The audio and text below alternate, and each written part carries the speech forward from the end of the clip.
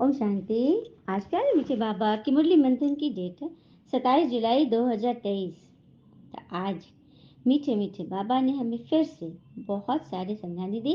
बाबा कहते कोई विकर्म करके छिपाना नहीं, छिपकर सभा में बैठोगे तो बहुत दंड पड़ेगा, इसलिए सावधान।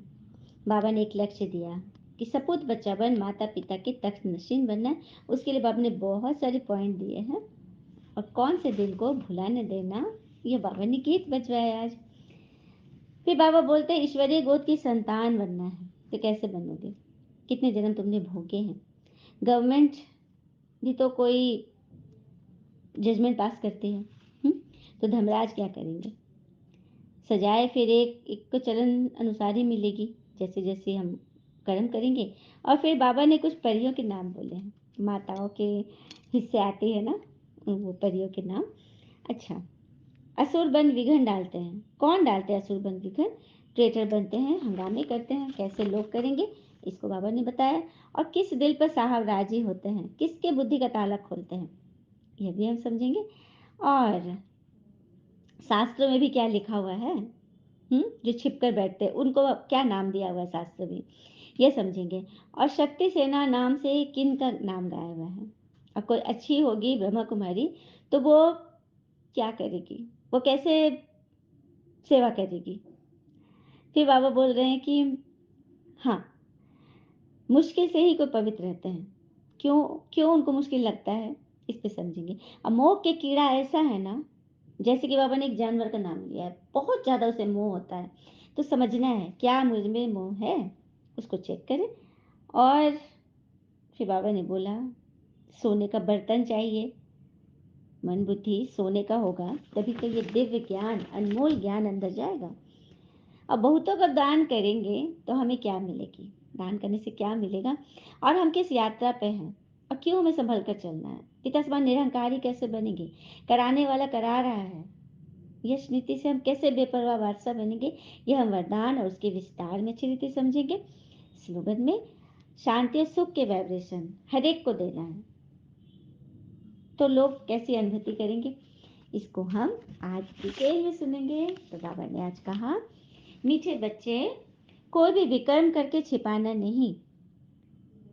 बाबा कहते हैं कोई भी विकर्म करके छिपाना नहीं, छिपकर सभा में बैठने वाले को बहुत दंड पड़ेगा, इसलिए सावधान।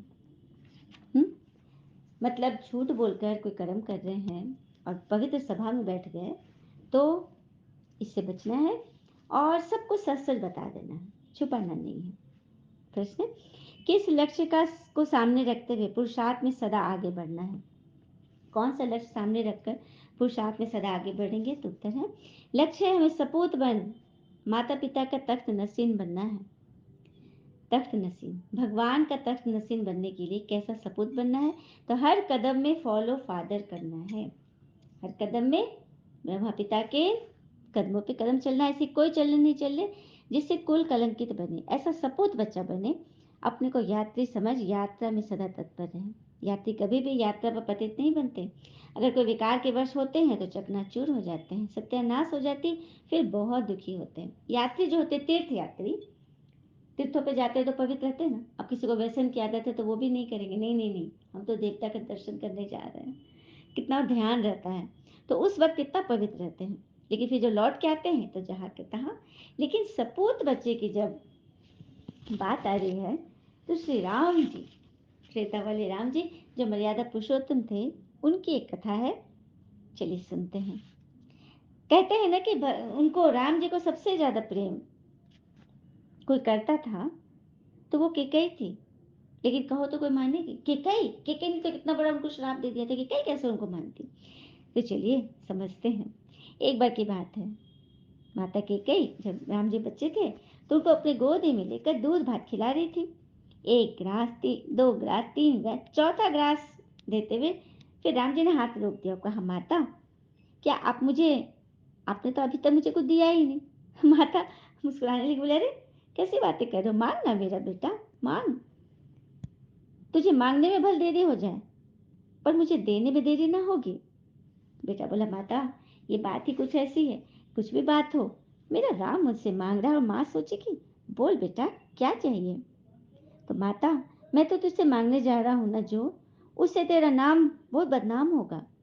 कोई भी अपनी बेटी का नाम तेरे नाम पर नहीं रखेगा।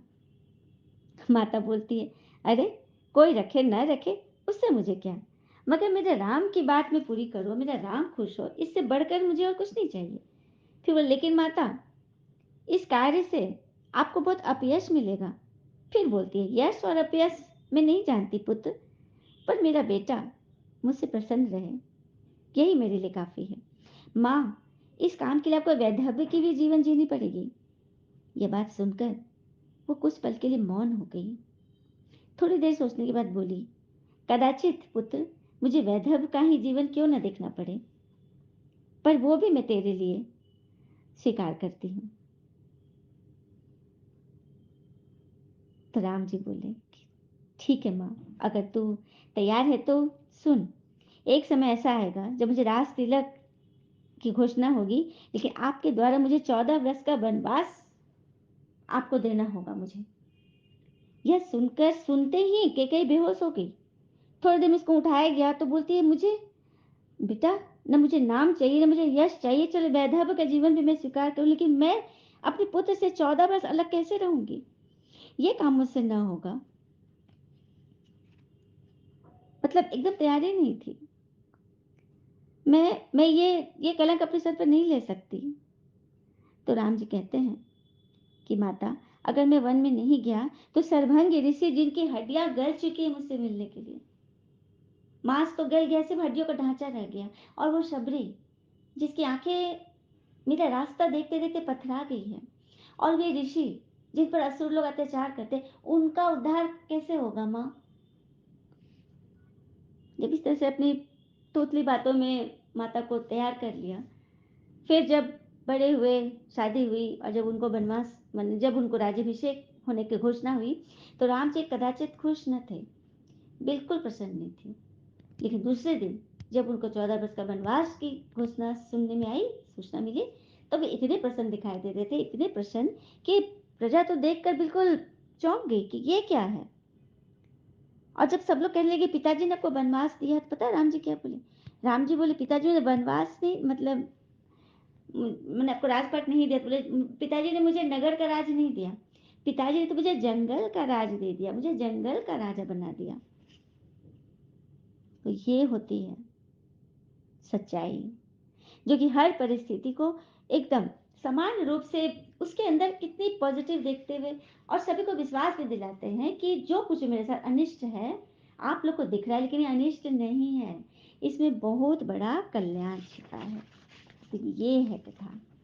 तो सपूत बनना है ना, मर्यादा पुरुषोत्तम बनना है, तो हर एक परिस्थिति को स्वीकार करते चले, कभी भी किसी बात में फंसे नहीं। गीत है, हो बचपन के दिन भुला न देना, आज हंसी कल रुला न देना, हो बचपन के दिन भुला न देना।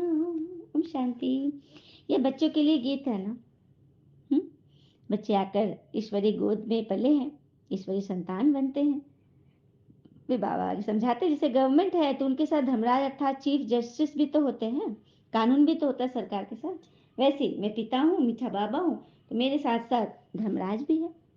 अगर बाबा का बच्चा बनकर फिर अगर छिप कर नरक का द्वार बने और बाबा को समाचार नहीं दिया, तो एकदम गिर पड़ेंगे। कितना भी पुरुषार्थ करे, विजय को पा नहीं सकेंगे। यदि मन बुद्धि से थोड़ा भी कचरा अंदर गया, तो फिर पुरुषार्थ कर नहीं सकेंगे। बाबा इतला दे रहे हैं, समझा रहे हैं। बहुत बच्चे हैं जो छिपाते हैं, विकार में जाना बड़ा पाप है। बाबा कहते हैं, मुझे सुख देना है, सजाए फिर हर एक को चल अनुसार मिलती। मैं तो सुख देता हूँ, मैं तो पिता रूप में भी सुख दे रहा हूँ, लेकिन अंत समय में, क़यामत के समय में हर एक के चलन अनुसार उन्हें उसका हर जाना मिलेगा। इसलिए कभी भी झूठ नहीं बोलना है। बाबा पूरी वाणी इसी पर चला रहे हैं। बाबा पुरुषों से नारी पर जास्ती रहमदिल रहते हैं, क्योंकि नारी बहुत सताई गई है ना, इसीलिए तो बाबा ने नारियों पर ही ज्ञान का कलश रख दिया। और बाबा कहते हैं, नाम भी तो माताओं का है, पुखराज परी, नीलम परी, परियां है ना। बाबा सावधान करते हैं, यहाँ असुर से देवता बनाया जाता है। असुर पतित को कहा जाता है, जिनके अंदर कोई गुण नहीं, सिर्फ अवगुण बैठी है। तो अगर अपवित्र बनकर फिर छिपाया तो ट्रिब्यूनल बैठेगी, जूरी बैठेगी और सजा भी होगी और धर्मराज भी बैठेंगे। कभी विकार में जाकर फिर छिपकर मत आना। हम्म। और आजकल जिस तरह से प्रकृति का भी हंगामा चल रहा है, ग्रीस की बात है, कल न्यूज़ में देख रही थी, एक जंगल में ना भीषण आग लग गई है, भीषण, जिसपे कंट्रोल ही नहीं किया जा रहा है। तो प्रकृति के तहत इसी तरह से अपनी कहर बरसाएंगे। उसके पहले हमें सच को पहचान कर सच्चाई पे चलने की राह को अपनानी है और अपना और अपनों का जीवन बचाना है। सच्चे बाबा के साथ सच्चा होकर रहना है, क्योंकि सच्चे दिल पर साहब राजी होते हैं, तभी तो भगवान बुद्धि का ताला खोलेंगे। सच्चे दिल नहीं होगे तो ताला ही नहीं खुलेगा, फिर मुरझाते रहेंगे, विघन पड़ेंगे। और शास्त्रों में क्या लिखा है, इंद्रप्रस्थ में शैतान आकर छिपकर बैठ जाते थे, तभी उनका खात्मा होता था। ये शास्त्रों की बात है। जगदम्बा शक्ति सेना नाम गाया हुआ है, तो आप ही हो ना वो शक्ति सेना। हाँ, कोई ब्रह्मा कुमारी अगर अच्छी होगी बाबा की बच्ची, तो जरूर अच्छा दुकान चलाएगी। जो अच्छे सेल्समैन हो गए, सेल्स वुमेन, सेल्स गर्ल, वो बहुत अच्छा दुकान चलाएगी, बहुत सामान बिक्री कर देगी, काफी सारे पैसे भी कमा लेगी। तो यहाँ भी क्या बिक्री करना है, ज्ञान रतन सेल करने हैं। हाँ, जो भगवान, जो बिग बॉस बाबा ने दिया है, बस वही काम करना। अच्छी होगी तो अच्छी रीति चलाएगी। तुम हो यात्रा पर, यात्रा को भूले शिव बाबा तो स्वीट होम को भूले, तो माया का थप्पड़ जरूर लग जाएगा। तो तुम्हें बहुत पुरुषार्थ करना है, विकार से बचना है। हाँ, और फॉलो फादर। फादर थोड़ी ऐसे कुछ कहेंगे, बाबा के पास बहुत आते हैं, उनकी बातचीत से पता पड़ जाता है कि यह पतित है। देखो, टीचर स्टूडेंट के चलन से ही, दृष्टि वृत्ति से, चलन से ही, हाव भाव से, बॉडी लैंग्वेज से समझ जाते हैं कि ये बच्चा पढ़ने वाला है या नहीं। मुश्किल पवित्र रहते हैं। हम्म। शक पड़ता है ना कि यह तो फिर मुरझाने वाला है, पता चल जाता है। और हाँ, कोई को मोह के कीड़े ऐसे होते हैं जैसे कि बंदर और बंदरिया। ये जानवर ऐसा है ना जिसके अंदर मोह कभी छूटता ही नहीं, कभी नहीं। तो मनुष्य के अंदर भी ऐसे मोह होंगे तो बस वही कहलाएंगे। मित्र संबंधियों आदि से बुद्धि योग टूटता ही नहीं। हाँ, अगर नहीं टूटा तो गटर में गिरेंगे, चकनाचूर हो जाएंगे। फिर बाबा कहते ईश्वरीय पाठशाला में आकर मुरली सुनेंगे। कई ऐसे हैं जो मुरली सुनेंगे, सुनाएंगे, लेकिन धारणा नहीं होगी, अंदर गुटखा खाते रहेंगे, विष पीते रहेंगे, विकार में जाएंगे। तो इसके लिए तो सोने का बर्तन चाहिए ना, मन बुद्धि को सोने का बनाना है ना। हम्म। आज की दुनिया में किस तरह से लोग ईश्वरीय ज्ञान का नाम बदनाम कर रहे हैं। गीता, शास्त्र, सर्वशास्त्र शिरोमणि, गीता का अपमान। एक ओपन हार्मर नामक एक इंग्लिश मूवी बनी है, एक डायरेक्टर ने बनाया है, ओपन हार्मर नाम का इंग्लिश मूवी है, जिसमें गीता का अपमान किया गया। क्रिश्चियन धर्म और मुस्लिम धर्म को ऊंचा उठाया गया, लेकिन हिंदू धर्म गीता का अपमान किया गया। जिस तरह से आज हिंदुत्व पे कहर ढाया जा रहा है, उसको किस तरह से, मतलब उसको निस्तनाबूद करने की तैयारी चल रही है। अगर हम बच्चे भगवान के इस दैवी कुल को आगे नहीं बढ़ाएंगे, तो कल को वो लोग हावी हो जाएंगे और हमें हमें बिल्कुल मिटिया मिट कर देंगे। इसीलिए तो बाबा आ गए, भगवान आ गए हम बच्चों को अपनी देवी सनातन धर्म की जागृति के लिए, कि सभी बच्चे अपने सनातन धर्म को आगे बढ़ाएं, अपना देवी संस्कार जल्दी से जल्दी धारण करें। नहीं तो आसुरी संस्कार जब हम पे हावी हो जाएंगे ना, तो फिर हम थोड़ी मात्रा में रहेंगे और कुछ भी नहीं कर सकेंगे। और भगवान भी कोई जादू नहीं करेंगे। अरे वो तो चाहे तो एक सेकंड में पूरे हिमालय को राख बना दे, धूल बना दे। एक सेकंड में पूरा सागर सुखा दे। सागर, मतलब जितने भी सागर हैं, एक इशारे पर एकदम अपनी सीमा को ऐसा पीछे ले जाएंगे ना, एक सेकंड में, कि जल का नामो निशान खत्म हो जाएगा। एक सेकंड में इस दुनिया को कई बार वो नरक से स्वर्ग बना सकते हैं, लेकिन ऐसा करेंगे नहीं, करेंगे नहीं। क्योंकि बिना कर्म के यदि हमें फल मिल गया तो उसकी वैल्यू कुछ नहीं रहेगी, और हम स्वर्ग को भी नरक बनाने में देरी नहीं करेंगे। इसीलिए भगवान पढ़ा रहे हैं, पढ़ ले। कभी बार बोला था, होवनहार महाभारत लड़ाई के पहले पुरुषार्थ करके अपना पद फिक्स कर ले, नहीं तो फिर लास्ट समय में कुछ नहीं मिलना है। तो बस धर्मराज की वाणी आज की समझना है। धारणा करोगे तो खुशी का पारा चढ़ा देगा, नहीं तो फिर वहीं के वहीं। और ऐसा ना हो कि माया कहीं कान ही काट दे, नाक बंद कर दे। और बहुतों को दान करेंगे, इतना ज्ञान दान करेंगे तो बहुतों के आशीर्वाद मिलेगी, आत्मा के आशीर्वाद मिलेगी।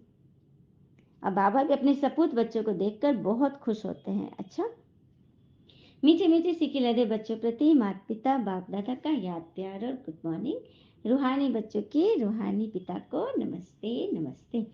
धारणा के लिए मुख्य सार। पहले पॉइंट, अभी हम यात्रा पर हैं, इसलिए बहुत संभल कर चलना है, पवित्र जरूर रहना है। दूसरी पॉइंट, पिता समान निरहंकारी बनना है, हमको बाबा पास जाना है, इसलिए सबसे ममत निकाल देना है, अपने आप से बातें कर प्रफुल्लित रहना है, कोई भी बात में फंसना तो बिल्कुल नहीं है। मोह बंदर बंदरिया जैसा बिल्कुल नहीं रखना है, मोह की जगह स्नेह रखना है, स्नेह रखना है ना। अब एक टीचर है क्लास में और उसका बच्चा भी उस क्लास से पढ़ता है, हाँ, तो कोई पेपर लिया, कोई टेस्ट लिए थे, वो सर ले रहे थे, तो सबको कम नंबर आया, उसके बच्चे को भी कम नंबर आया, लेकिन और किसी को उतना नहीं डांटा, लेकिन अपने बच्चे को ना खूब पीटने लगा। ये क्या है? यही तो मोह है। आप समान रहो ना, क्योंकि वो भी तो क्लास में सबके साथ है। आप उसको एकदम पीट रहे हो, तो आप यही परिचय दिखा रहे हो कि आप कितना मोह करते हो उससे। पीटना था तो सबको पीटते हैं, ऐसा काम नहीं करना है, स्नेह रखना है। उससे भी गलती हो सकती है, मोह रखोगे तो फिर फंस जाओगे। इसीलिए बाबा कहते हैं मोह नहीं रखो, उसके बदले स्नेह रखो, तो सदा खुश में रहेंगे, सुखी रहेंगे।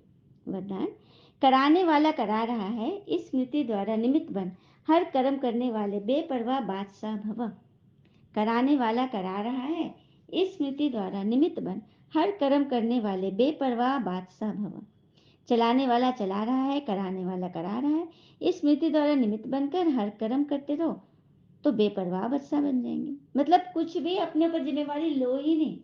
हम जो कुछ भी कर रहे हैं, ये मंथन भी कौन कर रहा है? भगवान करा रहे हैं, हम बच्चे तो सिर्फ माइक हैं। तो ऐसे समझ कर चलेंगे तो बेपरवाह बादशाह बन जाएंगे। हाँ, मैं कर रहा हूँ, यह भान आएगा तो बेपरवाह कैसे हुए? समझेंगे ना, हम कर रहे हैं, लेकिन बाबा द्वारा निमित्त बना हुआ यह स्मृति बेफिक्र व निश्चिंत जीवन का अनुभव कराती। कल क्या होगा उसकी भी चिंता नहीं, उन्हें यह निश्चय रहता है कि जो हो रहा है वो अच्छा, और जो होने वाला है वो बहुत ही अच्छा, क्योंकि कराने वाला ही अच्छे से अच्छा है। क्या बात है, इससे बढ़कर तो कोई बात ही नहीं। ड्रामा में जो कुछ भी हो रहा है वो हमारे अनुसार हो रहा है, और कराने वाला जब बहुत बहुत बहुत अच्छा है, तो फिर बुरा तो कोई बात ही नहीं, बुरी तो कोई चीज ही नहीं है ना। स्लोगन, अपने शांति व सुख के वाइब्रेशन से हर एक को सुख चैन की अनुभूति कराओ, तब कहेंगे सच्चे सेवाधारी।